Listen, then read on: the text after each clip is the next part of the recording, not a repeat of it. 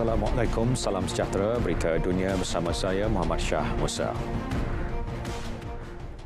Perhimpunan Agung Pertubuhan Bangsa Bersatu PBB mengadakan sidang tergempar pada Isnin bagi membincangkan referendum haram yang disokong Moskow untuk menggabungkan bahagian timur Ukraine. Kiev menuduh Rusia sebagai negara pengganas selepas ia melakukan serangan maut di seluruh Ukraine yang membunuh sekurang-kurangnya 14 orang awam.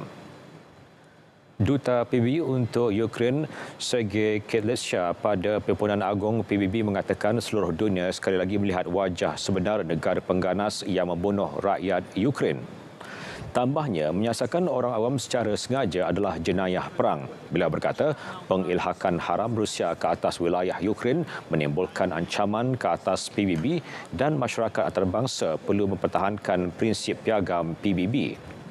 Utusan PBB Rusia, Vasily Nebenzia, menganggap pertemuan itu sebagai terlalu dipolitikkan sambil menambah ia dijalankan secara khusus untuk mempromosikan naratif anti-Rusia. Nebenzia menuduh NATO meningkatkan konflik dan berkata Rusia sebenarnya berhadapan dengan NATO di Ukraine. Beliau berkata Ukraine digunakan sebagai tapak ujian untuk senjata NATO dan proksi peperangannya dengan Rusia. Perhimpunan Agung dijangka mengundi draft resolusi minggu ini yang mengutuk referendum haram yang disokong Moskow untuk menggabungkan bahagian timur Ukraine, Donetsk, Luhansk, Zaporizhia dan Kherson yang melanggar undang-undang antarabangsa. Resolusi yang dirangka Kesatuan Eropah dan ditaja bersama Turki itu meminta badan dunia itu menimbang untuk mengasingkan Rusia daripada masyarakat antarabangsa jika diterima pakai. Rusia meminta undi sulit untuk undian resolusi itu, namun Perhimpunan Agung PBB menolak permintaan itu dengan 107 undi menyokong. 13 negara mengundi menentang mengadakan undian awam mengenai draft resolusi itu, manakala 39 negara berkecuali. Rusia dan China tidak mengundi bersama beberapa lagi negara lain.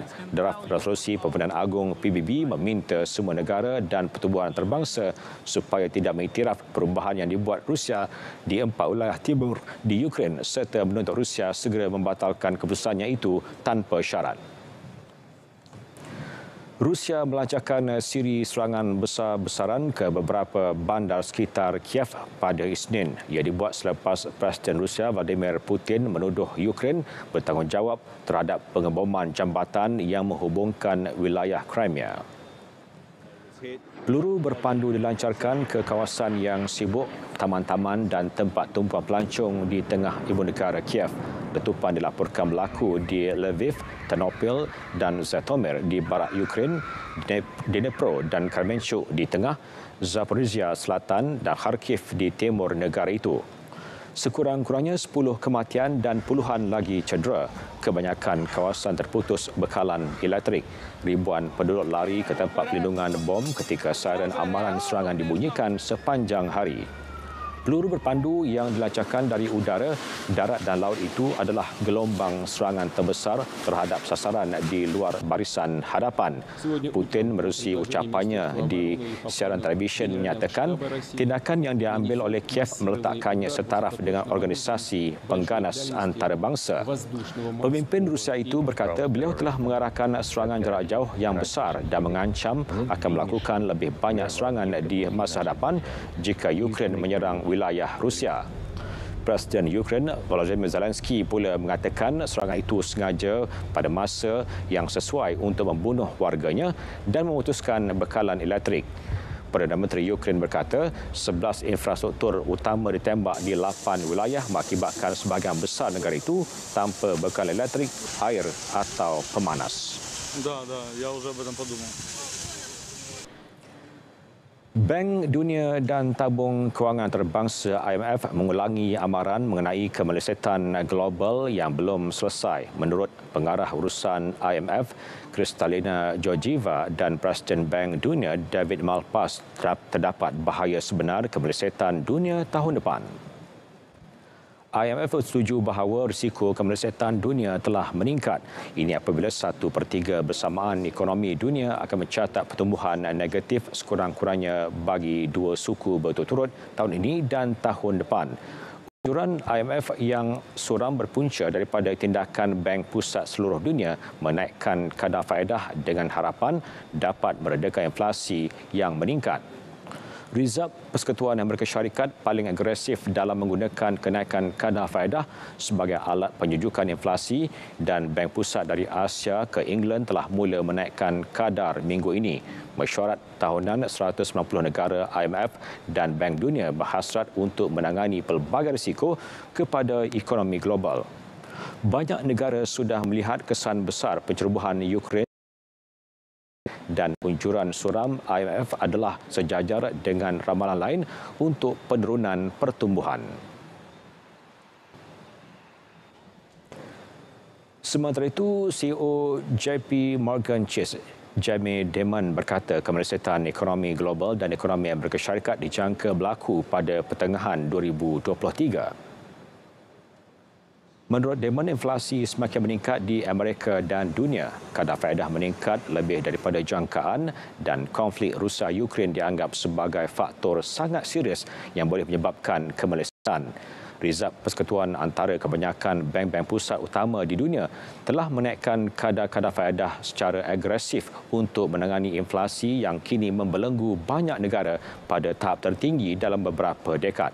Walaupun Fed dan pengurusinya Jerome Powell pada akhir 2021 berulang kali mengatakan bahawa inflasi bersifat sementara, ahli-ahli jawatankuasa pasaran terbuka Persekutuan FOMC segera beralih daripada pendirian kadar faedah rendah kepada sikap agresif apabila konflik di Ukraine meningkatkan harga tenaga dan makanan serta tekanan inflasi. Ketua Federal Reserve Bank of Chicago, Charles Evans berkata, Fed boleh menurunkan inflasi pada kadar cepat dan pada masa sama mengelak kemelesetan yang dipanggil pertumbuhan ekonomi perlahan. Pasukan kecemasan dibantu penduduk tempatan meneruskan pencarian mangsa yang hilang selepas kejadian tanah runtuh di sebuah bandar di Venezuela. Sekurang-kurangnya 36 maut. Lebih 3,000 anggota penyelamat dikerah ke Las Terrias, kira-kira 50 km dari Caracas selepas kejadian bencana paling buruk sejak berdekad melanda bandar itu.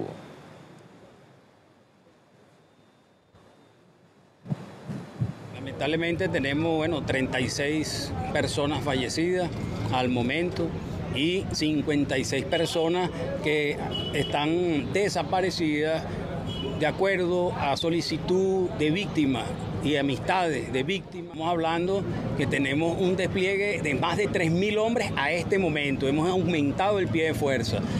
Nuestros cuerpos policiales, protección civil, Fuerza Armada, tenemos 300 voluntarios, bomberos también, trabajando día y noche. Hujan lebat luar biasa menyebabkan sungai utama dan anak sungai berlimpah pada Sabtu. Ia mengakibatkan limpahan lumpur yang menghanyutkan kereta, rumah, perniagaan dan talian telefon serta menumbangkan pokok besar. Naib Presiden Venezuela, Delcy Rodriguez berkata, hujan yang turun dalam tempoh 8 jam melebihi jumlah hujan sebulan. Rodriguez menyatakannya sebagai krisis iklim. Pakar menyatakan ribut diburukkan lagi dengan sistem cuaca La Nina bermusim yang melanda wilayah itu. Ia juga merupakan kesal ribut tropika Julia yang meragut sekurang-kurangnya 11 nyawa di Amerika Tengah dan menyebabkan kerosakan besar dari Panama ke Guatemala pada Ahad.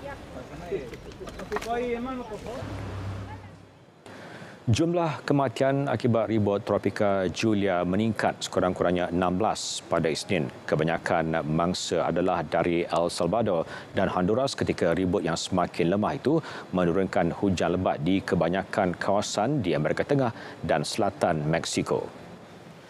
Pihak berkuasa Salvador melaporkan 10 kematian termasuk 5 anggota tentera dengan sekurang-kurangnya 830 orang dipindahkan.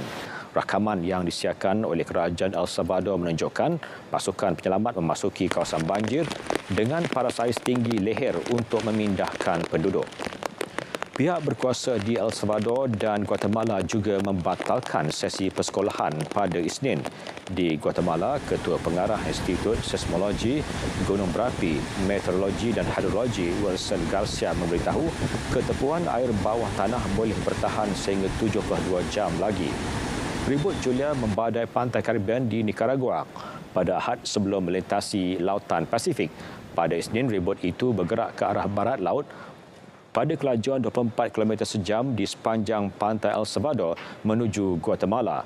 Namun Pusat Taufan Kebangsaan Amerika Syarikat NJC menganggarkan Julia dengan kelajuan angin maksimum 56 km sejam yang berpusat kira-kira 56 km timur laut Puerto Jose, Guatemala di pantai Pasifik. Ia semakin lemah pada waktu petang, namun hujan lebat mungkin menyebabkan berlakunya banjir kilat mengancam nyawa dan tanah runtuh. 5 maut dalam bencana banjir dan tanah runtuh susulan cuaca ekstrim yang melanda sebahagian besar wilayah Bali, Indonesia.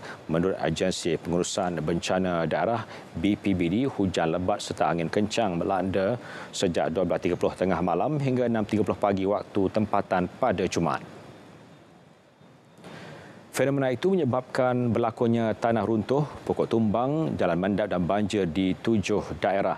2 buah kereta tertimbus dalam kejadian tanah runtuh dan jalan mendap di Desa Gunaksa, Bangli menyebabkan 3 maut dan 3 lagi cedera. Seorang pekerja pembinaan maut tertimbus akibat tanah runtuh yang berlaku di tapak projek jalan raya di Desa Taro, Gianyar, manakala mayat mangsa banjir yang dihanyutkan arus deras ditemukan di Kota Denpasar. Pemerintah wilayah Bali memberikan pampasan kepada keluarga mangsa dan kos perubatan untuk yang cedera. 33 pelancong termasuk 23 pelancong asing dipindahkan setelah penginapan mereka di Seminyak Badung ditenggelami banjir hampir 1 meter.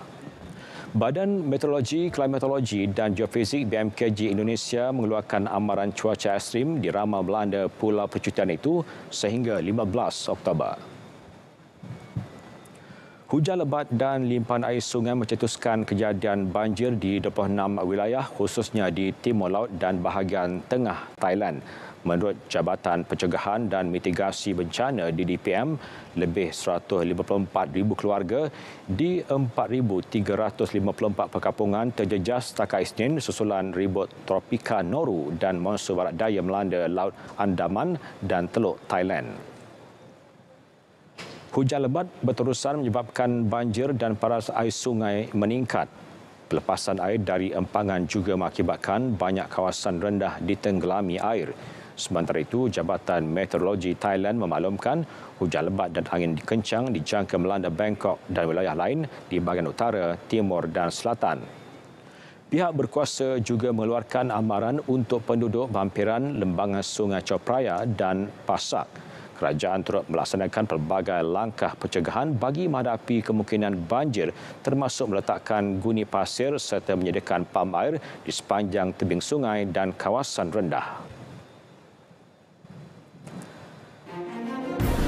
Kekurangan bekalan minyak di Perancis makin teruk akibat mogok pekerja syarikat penapisan minyak. Paparannya selepas ini.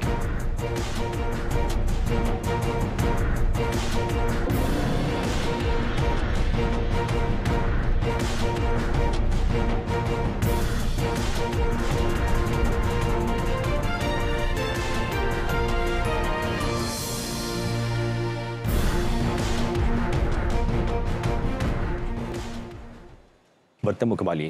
Perdana Menteri Thailand Prayut Chan-o-cha mengarahkan pihak berkuasa mengetatkan pemilikan senjata api serta membanteras perdagangan senjata api dan pengedaran dadah di negara itu. Arahan dikeluarkan susulan insiden amuk dan pembunuhan oleh seorang bekas anggota polis di pusat penjagaan kanak-kanak di Utai Sawan minggu lepas. Beliau mengarahkan pihak berkuasa supaya menyiasat dan membatalkan lesen senjata api pemilik yang dilaporkan menimbulkan huru-hara dan mengancam masyarakat. Prayut turut mengarahkan pihak berkuasa melancarkan operasi dan mengambil tindakan tegas bagi membendung penyalahgunaan dadah di negara itu. Agensi-agensi yang berkaitan juga digesa meningkatkan rawatan termasuk menyediakan kemudahan pemulihan untuk penagih dadah. Sementara itu, Ketua Polis Negara berkata, Polis Diraja Thailand akan menarik balik senjata api daripada pegawai dan anggota polis yang didapati menyalahgunakan senjata api mereka atau menunjukkan tingkah laku agresif semasa menjalankan tugas.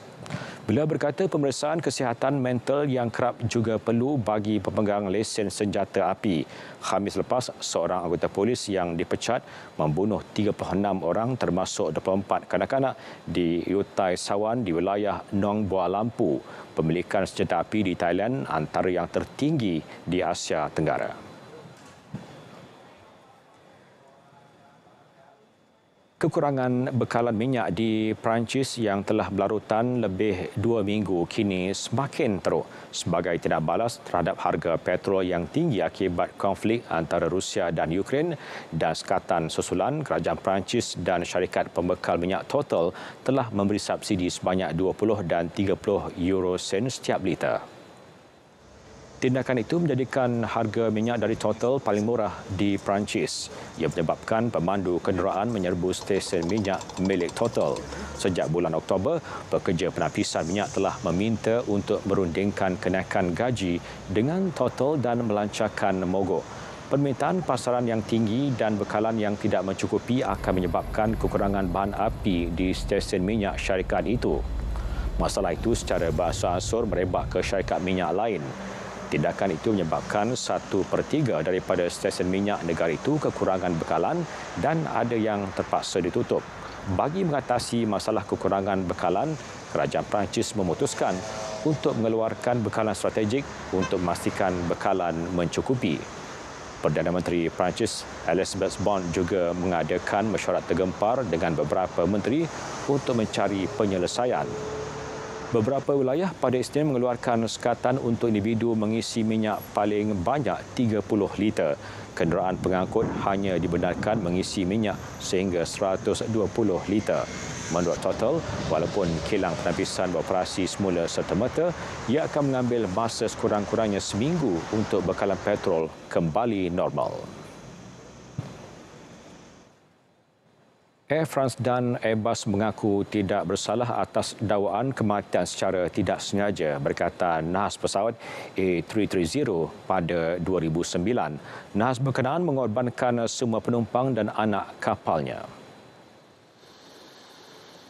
Kedua-dua syarikat penerbangan itu didakwa di Mahkamah Jenayah Paris. Pengakuan tidak bersalah dibuat sejurus selepas nama kesemua mangsa dibacakan di Mahkamah Jenayah Paris.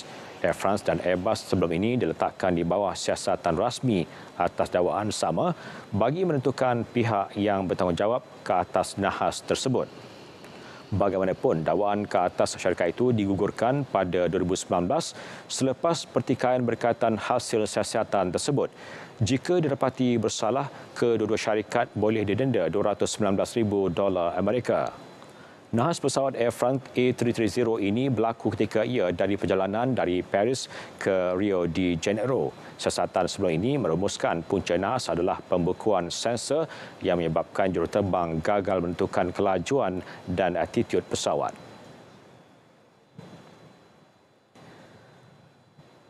Pramugari Singapore Airlines SIA yang hamil kini boleh bertugas di darat sehingga mereka bersalin. Ia satu perubahan besar pada peraturannya sebelum ini di mana pramugari hamil perlu letak jawatan. Menurut jurucakap Singapore Airlines, anak kapal yang hamil boleh memilih untuk bekerja sementara di darat antara 3 hingga 9 bulan dari masa mereka memaklumkan tentang kehamilan mereka hingga sebelum bersalin. Tambahnya, Singapore Airlines menyokong kru kabin semasa mereka hamil dan selepas mereka bersalin. Selepas mengambil cuti bersalin, anak kapal itu boleh menyambung kembali tugas mereka dalam pesawat. Mengulas lanjut, ia berkata Singapore Airlines akan terus bekerja keras untuk mengekalkan bakat dan melabur dalam pembangunan supaya Singapore Airlines dapat terus menyediakan khidmat bertaraf dunia. Media tempatan melaporkan bahawa langkah itu yang dilaksanakan sejak Julai menamatkan amalan lama Singapore Airlines untuk membatalkan kontrak kru kabin apabila mereka hamil. Selepas lebih 2 tahun, akhirnya sempadan Jepun dibuka semula kepada pelancong antarabangsa bermula Selasa apabila kebanyakan sekatan COVID-19 mula dilonggarkan. Kemasukan pelancong dijangka menjana sebanyak 5 trilion yen bagi ekonomi ketiga terbesar dunia itu. Perdana Menteri Fumio Kishida berharap langkah itu akan mencerdaskan ekonomi dan meraih susulan kejatuhan yen ke paras terendah 24 tahun. Bagaimanapun, penganalisis berpendapat matlamat Kishida itu mungkin sukar untuk dicapai memandangkan sektor pelancongan paling teruk terjejas semasa pandemik. Menurut data kerajaan, pekerjaan hotel berosot 22% antara 2019 dan 2020. Sekatan COVID-19 di Jepun juga kekal lebih ketat berbanding negara lain. Kabinet pada Jumaat lepas meluluskan perubahan peraturan hotel supaya mereka boleh menolak tetamu yang tidak mematuhi kawalan jangkitan semasa wabak. Keputusan Jepun untuk membuka semula sempadan sepenuhnya beri impak positif kepada syarikat penerbangan. Japan Airlines memaklumkan menerima kenaikan tempahan masuk 3 kali ganda sejak pengumuman pelonggaran sempadan.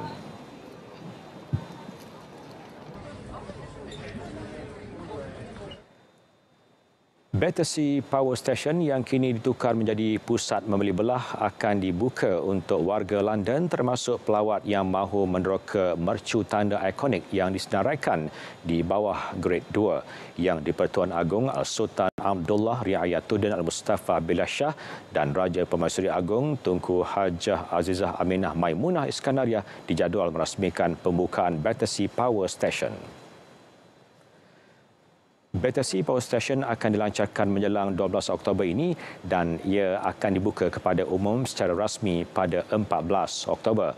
Bangunan itu dimiliki konsortium Malaysia dengan Sime Darby Property memiliki 40%, SP Setia 40%, kumpulan wang simpanan pekerja 20%. Malah aset komersial dalam bangunan stesen janakuasa itu kini dimiliki secara langsung oleh Permodalan Nasional Berhad dan kumpulan wang simpanan pekerja. Projek Battersea Power Station meliputi 42 ekar dan merangkumi ruang komersial bercampur seluas 3.5 meter persegi bersama-sama dengan 4,239 rumah baharu.